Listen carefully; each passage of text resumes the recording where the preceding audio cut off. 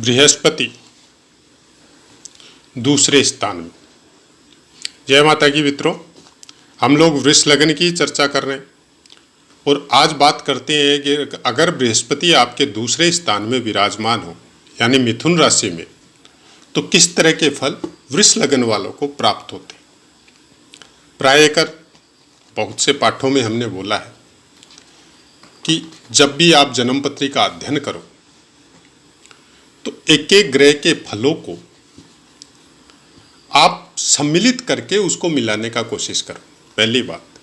दूसरी बात, चंद्र कुंडली अनुसार भी वैसे ही मिलाने का कोशिश करो जैसे लग्न कुंडली अनुसार बताया जा रहा है, और उसके बाद में सूर्य कुंडली के अनुसार भी वैसे ही फल मिलाने की चेष्टा कीजिए। खासकर जब आपको पिता के बारे में जानना हो, पिता के स्वभाव और कारोबार के बारे में जानना हो, तब सूर्य कुंडली की एक विशेष आवश्यकता हमेशा रहती। उसके बाद में हमारे पाठों का जब आप अध्ययन कर रहे हैं तो कम से कम एक खाली पन्ना लीजिए और उसमें वृष लग्न की कुंडली बनाइए, और फिर जिस पाठ का भी आप अध्ययन कर रहे हैं उसी अनुसार उस ग्रह को उस स्थान पे विराजमान कीजिए और उसके बाद में श्रवण कीजिए। आप देखिएगा आपको बहुत अच्छी तरह समझ में आएगा, अगर आप सीखना चाहते हैं तो। चलिए यात्रा शुरू करते हैं, आगे बढ़ते हैं। दूसरा स्थान कुटुंब, आपकी वाणी, आपकी विद्या,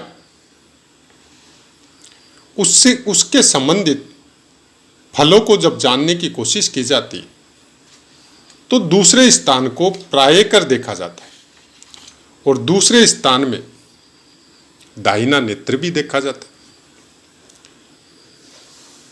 और धन के संबंध में जब भी बातें की जाती तब दूसरा स्थान ही सबसे पहले कोई भी ज्योतिष उठा के आपके दूसरे स्थान को देखेगा कि आपको प्रारब्ध के द्वारा क्या प्राप्त हुआ है। उसके बाद में वो आपकी चंद्र कुंडली लेगा और उसके अनुसार देखेगा कि आप कर्मों के अनुसार किस तरह से अपने वर्तमान कर्म कर रहे हैं और आपको क्या प्राप्त हुआ है, क्योंकि चंद्र कुंडली या चंद्रमा के अनुसार ही दशा महादशा का भी निर्धारण होता है। तो वो दशा महादशा भी देखेगा उस समय में, और क्या पीड़ा आपको आ रही है, और उसका निदान कोई भी अच्छा ज्योतिष होगा वो आपको पीड़ा नहीं बता के वो डायरेक्ट आपको उपाय बताएगा कि आप पूर्ण श्रद्धा के साथ कुछ इस तरह के काम करो जिससे आपका ये समय जो वर्तमान में चल रहा है वो गुजर जाए। अब अगर आप कुंडली लेके हमारे पास आए सॉरी, और हमने आपको दुनिया भर के दुर्योग आपकी कुंडली में देख के सबसे पहले आपको वो ही बताया, तो आप पहले से पीड़ित हैं और हमने आपको और ज्यादा पीड़ा प्रदान कर दी। हमने अपना कर्म किया और आप हमारे उस किए हुए कर्म से कितने प्रभावित हुए, कितनी तकलीफ हुई और कितना मन दुखित हुआ, उस दुख की, उस पीड़ा की जो हमने प्रदान करवाई आपको, उसका बहुत कुछ अंश हमको भी भोगना पड़ेगा। ये ज्योतिष विद्या का एक कटु सत्य है जिसको वर्तमान समय में कौन कैसे ले रहा है हम उसके ऊपर नहीं बता रहे। आप इसके द्वारा धन का अर्जन कर रहे हैं, आप इसके द्वारा धनी हो रहे हैं, आप इसके द्वारा फेमस हो रहे हैं, ठीक है, सब ठीक है, लेकिन आप देख क्या रहे हैं कुंडली देखते समय? आप सामने वाले को किस तरह का वाणी के द्वारा, अपने ज्ञान के द्वारा आप उसको क्या दे रहे हैं? ये सब बातें, ये सब चीजें दूसरा स्थान डिसाइड करता है। अगर हमारा दूसरा स्थान हमने कन्वर्ट कर दिया कि हमको केवल धन के विषय में सोचना है, तो हमारी वाणी का उच्चारण वैसा ही होगा जैसा हमने आपको पहले बताया कि हम आपको वो सब दाव पेच अपनाएंगे अपने शब्दों के द्वारा जिसके द्वारा आप हमें धन दे सकें। हम अपने संस्कार या कुसंस्कार उन सब का समावेश करके आपको प्रभावित करने की कोशिश करेंगे जिसके द्वारा हम धन प्राप्त कर सकें। ये हर उस इंसान के ऊपर ये फल लागू होते हैं जो केवल वाणी के द्वारा धन प्राप्त करने की कोशिश करता है। ये हर उस जीव के ऊपर लागू होते हैं जो बहुत बड़े कुटुंब के अंदर रहता है और पूरे कुटुंब को अपनी वाणी के द्वारा प्रभावित करता है। अब डिपेंड करता है कि वो वाणी कैसी बोल रहा है, वो सत्य के नजदीक है, वो भ्रमित करने वाली है, या वो केवल आपका फायदा उठाने वाली है। मिथ्या भाषण है, सत्य भाषण है, ये दूसरा स्थान डिसाइड करता है। और यहाँ पे जब गुरुदेव बैठते हैं तो कुछ पुस्तकों में ये भी सुनने को मिलता है या पढ़ने को मिलता है कि कार को भाव नासा है। मान सकते हैं कुछ चीजें यहाँ पे ज्योतिष के द्वारा जो समझाई जाती है बहुत हद तक सही होती है, लेकिन उस भाव का कारक उस भाव में बैठा है तो भाव का अधिपति कहाँ बैठा है, तब समझ में आएगा कि कार को भाव नासाए होगा या नहीं होगा। क्योंकि वृष लगन है तो दूसरे स्थान का स्वामित्व बुद्ध देव को प्राप्त है। अब अगर बुद्ध देव अच्छे भावों में विराजमान हो, अपने ही पंचम स्थान या दूसरे स्थान में गुरुदेव के साथ ही विराजमान हो, तब कार को भाव नासाए वाला सूत्र यहां नहीं लगेगा। फिर वो अच्छे योग में कन्वर्ट हो जाएगा। यहां से गुरुदेव अपनी पूर्ण दृष्टि से अष्टम स्थान अपने स्थान को देखेंगे। आपको वो ज्ञान प्राप्त करवाएंगे जिस ज्ञान के लिए वर्तमान समय में खासकर ज्यादा ही प्रचार हो रहा है, ज्योतिष।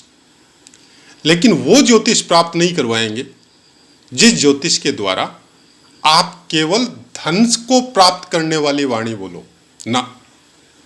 आपको वो ज्ञान प्राप्त करवाएंगे जिसके द्वारा आपको ये पता हो कि ज्योतिष क्या है, और ज्योतिष को सीख के या ज्योतिष को समझ के आगे कौन सी यात्रा आएगी। ज्योतिष को या ज्योतिष शास्त्र को बहुत जगह वेदों की आंख बोला जाता है।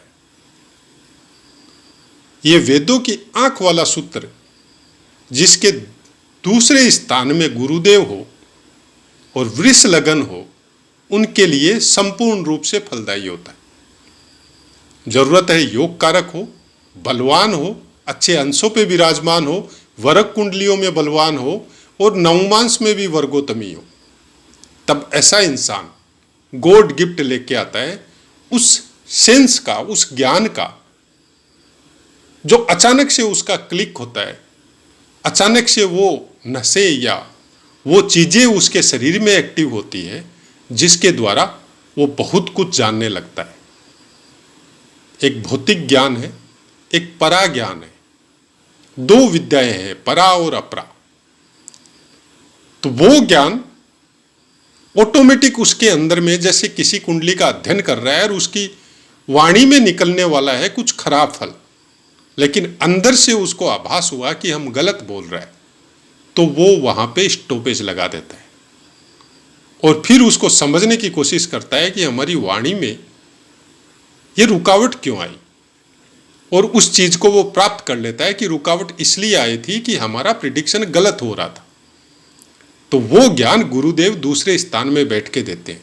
बहुत बड़ा कुटुंब होता है ऐसे इंसानों का, जिसका भी जन्म समय में दूसरे स्थान में गुरुदेव वृष लगन में विराजमान हो। बहुत बड़े कुटुंब वाले होते हैं, संस्कारिक होते हैं, बहुत अच्छे परिवार से, जो धर्म को मानने वाले हो, वेदों में रुचि लेने वाले हो, संस्कारों के से ओतप्रोत हो, किसी भी धर्म में हो आप, उससे मतलब नहीं है, लेकिन आपका परिवार बहुत सुंदर होता है। जीव मात्र का भला करने वाला, दुखियों की मदद करने वाला, अपनी वाणी के द्वारा हजारों लाखों आदमियों को प्रभावित करने वाला। कम बोलेंगे, लेकिन जब बोलेंगे तो इनके सामने किसी को बोलना बहुत मुश्किल है कि वाणी का जो गूंज, जो तेज इनका मुंह से निकलेगा,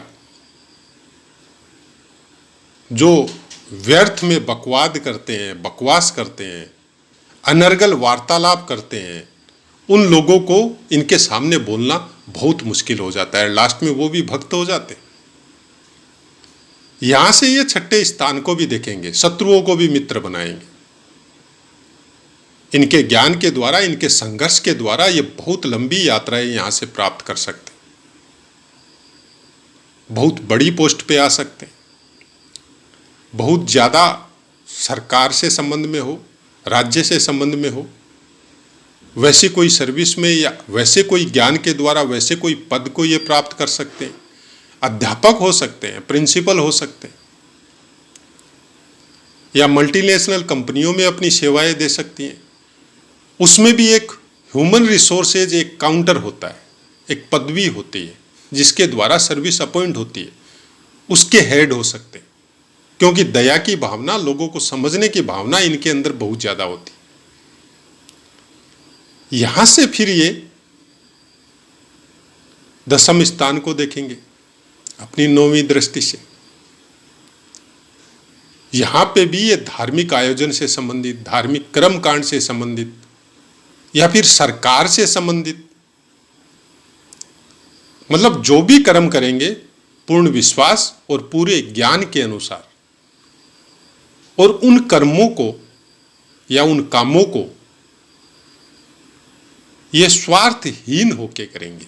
कोई स्वार्थ नहीं होगा उनके साथ, ये अपना कर्म करेंगे। धन अपने आप चल के आएगा। ये धन को जरिया मान के या धन प्राप्त करने का एक साधन मान के अपने कर्म को नहीं करेंगे। वो ये नहीं सोचेंगे कि ये जो काम हम कर रहे हैं, इस काम को हमको इतना पैसा मिल रहा है और दूसरा कर रहा है तो उसको इससे डबल या ट्रिपल मिल रहा है, नहीं सोचेंगे। ये केवल अपने काम के विषय में सोचेंगे, कितनी पवित्रता, कितनी ईमानदारी और कितनी सत्यनिष्ठा से उस काम को ये पूर्ण कर सकते हैं, ये उसी के विषय में सोचेंगे। और यही इनकी सबसे बड़ी खासियत होगी। जो आसपास में अपने सर्विस सेक्टर में है तो अपने मालिकों के पास, या कंपनी के बड़े पदाधिकारियों के पास, या आप गवर्नमेंट सर्विस में हैं तो अपने से अपर वालों के पास, या आप कोई वैदिक ज्ञान से संबंध में हैं तो आपको जो सुनते हैं, आपके पास जो बैठते हैं, उनकी नज़र में आप बहुत बड़ा सम्मान अर्जित करेंगे। और उसी की देन होगी कि धन अपने आप आएगा, लेकिन आपके पास वैसा कोई स्वार्थ या वैसी कोई चीज उस धन को प्राप्त करने के लिए आपके दिमाग के अंदर नहीं रहेगी। यही गुरु उसी ज्ञान के द्वारा, उन्हीं शब्दों के द्वारा आपकी ऐसी यात्राएं भी आपसे करवा सकता है, क्या ऐसे धार्मिक आयोजन भी आपसे करवा सकता है जिसकी समाज में या देश में या गांव में जैसा बल कुंडली में आपके अंदर या प्रारब्ध के द्वारा आपको मिला है उसी तरह से आपको इनके द्वारा फेमस होने की प्रेरणा दूसरे स्थान का गुरुदेव अगर वृष लग्न में है तो आपको देने की कोशिश करता है। बुद्ध देव का स्वामित्व प्राप्त है मिथुन राशि का, तो आप कई तरह के कामों में यहां पे इंटेंगल हो सकते हैं। किसी एक ही जगह में स्थिर होके या एक ही जगह में बैठ के उसको प्राप्त करना या उसको बताना, यह संभव नहीं होगा, क्योंकि आपको कोई भी वहां पे रुकने नहीं देगा। हर तरह के इंसान जो आपसे कनेक्ट है वो सब ये चाहेंगे कि आप हमारे क्षेत्र में आओ, कोई चाहेगा हमारे क्षेत्र में आओ, और सब आपको सम्मान के साथ लेके जाने की या बुलाने की हमेशा कोशिश करते रहेंगे। इसलिए आपका वहां पे स्थिर होना बहुत मुश्किल होता है। यात्रा चलती रहेगी, छोटी छोटी रहेगी लेकिन चलती रहेगी। लाभ के संबंध में धन से ज्यादा ज्ञान का लाभ प्राप्त होता रहेगा, क्योंकि जब ज्ञान समाज को बांटेंगे तो वो ज्ञान भी बढ़ता जाएगा। और वैसे कुछ गुरु सात्विक, आध्यात्मिक आपको अपनी यात्रा में बहुत जगह प्राप्त होंगे, और बहुत सा ऐसा ज्ञान भी आपको उनके द्वारा आशीर्वाद स्वरूप हो, चाहे आप अपने कर्मों की प्रेरणा के अनुरूप जो उन्होंने बताया जो मार्ग, उस मार्ग पे चल के आपको प्राप्त हुआ हो, वैसा कुछ आपके साथ हो सकता है। बाकी ग्रह वर्ग कुंडलियां डिसाइड करेगी कि इनका पूर्ण फल मिलेगा कि नहीं मिलेगा, लेकिन फिर भी कुछ न कुछ अंश आपको इसका अंत प्रेरणा में हमेशा रहेगा और अपने समय के हिसाब से उसका जागरण या जागृत होना बहुत कन्फर्म जैसा आप मान सकते हैं, क्योंकि गुरु ग्रह का फल निष्फल कभी नहीं जाता है। उसकी वो चीजें आपको प्राप्त होगी ही होगी। आपने निर्बल कर लिया, आपने गुरु से संबंध में या गुरु से संबंधित रिश्तेदार, गुरु हो या घर के बड़े बुजुर्ग हो, बड़े भाई हो, उनका अनादर करके, उनके साथ वाद विवाद करके, उनके साथ चीटिंग करके, किसी भी रूप में अगर अपने गुरु ग्रह को आपने दूषित कर दिया, तब फिर उसका अलग मैटर है, फिर अलग फल है। तो ग्रहों को रिश्तेदारों के साथ जोड़ा गया, ग्रहों को दिनचर्या के साथ जोड़ा गया, ग्रहों के कारकत्वों को उसी तरह से जीवन के साथ जोड़ा गया है जैसे हम लोग काम करते हैं, और उसी कामों के अनुरूप जब हम लोग उस दिनचर्या से संबंधित या उन संस्कारों से संबंधित जब उन कामों को हम लोग सही रूप से करते हैं, तो वो हर ग्रह जो हम लोगों को दुख भी दे रहा है, वो हम लोगों को रास्ता दिखाने वाला एक अच्छा पथ प्रदर्शक जिसको मान सकते हैं, वो बन जाता है, चाहे वो कैसा भी हो आपकी कुंडली में। लेकिन वो आपकी सहायता करने के लिए तत्पर होता है, क्योंकि कुंडली का कोई भी भाव कभी खराब नहीं होता। हम लोगों की बुद्धि और विवेक पे डिपेंड करता है कि वो भाव क्या चीज अच्छा दे रहा है और उस चीज को हम लोग कहाँ इन्वेस्ट कर रहे हैं। आपके पास ज्ञान है, आप उस ज्ञान को अगर पैसे में कन्वर्ट करते हैं तो उसकी एक सीमा है, फिर वो ज्ञान बढ़ने वाला नहीं है। लेकिन उसी ज्ञान को समाज या प्राणियों की भलाई में लगाते हैं तो उस ज्ञान की कोई सीमा नहीं है, वो अनंत है। और गुरु ग्रह आकाश तत्व है, वो अनंत है। इस ब्रह्मांड के बाद के ब्रह्मांडों का भी ज्ञान गुरु ग्रह के द्वारा ही प्राप्त होता है। जो ज्योतिष शास्त्र या वेदों की रचना हुई, उसका भी कारकत्व गुरुदेव ही है। उसी की वजह से ये सब काम हुए हैं। मिथुन राशि है, मिथुन राशि के अंतर्गत मृगशिरा नक्षत्र का तीसरा और चतुर्थ चरण आएगा, जिसका स्वामित्व मंगल देव को प्राप्त है। आद्रा नक्षत्र के चारों चरण आएंगे, उसका स्वामित्व राहु देव को प्राप्त है। और पुनर्वसु नक्षत्र का पहला, दूसरा और तीसरा चरण आएगा, जिसका स्वामित्व खुद गुरुदेव के पास है। बात करें नवमांश की, तो कोई भी ग्रह मिथुन राशि में 3.20 डिग्री तक होने से तुला के नवमांश में रहेगा, 6.40 डिग्री तक होने से वृश्चिक के नवमांश में रहेगा, 10 डिग्री तक होने से धनु के नवमांश में रहेगा, 13.20 डिग्री तक होने से मकर के नवमांश में रहेगा, 16.40 डिग्री तक होने से कुंभ के नवमांश में रहेगा, और 20 डिग्री तक होने से मीन के नवमांश में रहेगा, 23.20 डिग्री तक होने से मेष के नवमांश में रहेगा, 26.40 डिग्री तक होने से वृष के नवमांश में रहेगा, और 30 डिग्री तक होने से मिथुन के नवमांश में रहेगा। अंश बल विषम राशि है। प्रथम 6 अंश तक बाल्यावस्था, 12 अंश तक कुमारावस्था, 18 अंश तक युवावस्था, 24 अंश तक वृद्धावस्था और 30 अंश तक मृतावस्था। कारक भाव गुरुदेव के दूसरा, 5वां, 9वां, 10वां और 11वां, इतने भावों के कारक गुरुदेव है। और गुरुदेव को हम लोग अगर जैसे 8वें के मालिक हो, 12वें के मालिक हो, 6ठे के मालिक हो, जिनके विषय में बोला जाता है कि ये गलत स्थान है, और हम ये बोलते हैं कि कुंडली का कोई भी स्थान गलत नहीं होता, हम लोगों के कर्म गलत होते हैं। हम लोगों के समझने की जो प्रवृत्ति है, जो विवेक है, वो गलत हो सकता है। जब ईश्वर ने हम लोगों की दिनचर्या के लिए, हम लोगों की जीवन यात्रा के लिए जो कुंडली के 12 भाव डिसाइड किए हैं, वो गलत नहीं हो सकते। गलत हम लोग खुद हो सकते। अगर हम लोग उन भावों को समझ के उसके अनुरूप अपने कर्मों को ढाले, अपनी यात्रा को उनके अनुरूप बनाए, तो कोई भी भाव गलत नहीं है। लेकिन किसी एक भाव को लेके और उसी के फलों को भोगने की कोशिश में दिन रात लगे रहेंगे, तो बाकी भावों का गलत इफेक्ट तो आपको आना ही आना है। चाहे आप हो चाहे हम हो, सब बंधे हुए हैं इस डोर से कि लगन के बाद में दूसरा स्थान आना ही आना है, दूसरे के बाद में तीसरा आना ही आना है। वैसे ही बचपन के बाद में जवानी आनी ही है, उसके बाद में आपको पराक्रम करना ही करना है और फिर सुखों का भोग करना है उस पराक्रम के द्वारा। उसी पराक्रम को फिर ज्ञान के द्वारा, अपनी अंत प्रेरणा के द्वारा आप कितना आगे बढ़ते हैं, वो 5वां स्थान डिसाइड करता है। तो ये जन्म पत्री के जो 12 भाव डिसाइड किए गए हैं, ये हम लोगों की जीवन यात्रा है। और जीवन यात्रा में जो भी फल हम लोग अपनी विवेक और बुद्धि के द्वारा कितने मन को कंट्रोल करते हैं, ये हम लोगों के ऊपर, खुद के ऊपर निर्भर है। तो आशा है मित्रों पाठ समझ में आया होगा। पाठ से संबंधित कोई भी बात हो आप निसंकोच कमेंट कीजिए, 100% आपको आंसर मिलेगा। अब अपनी वाणी को विराम देते और आपसे आज्ञा लेते। जय माता।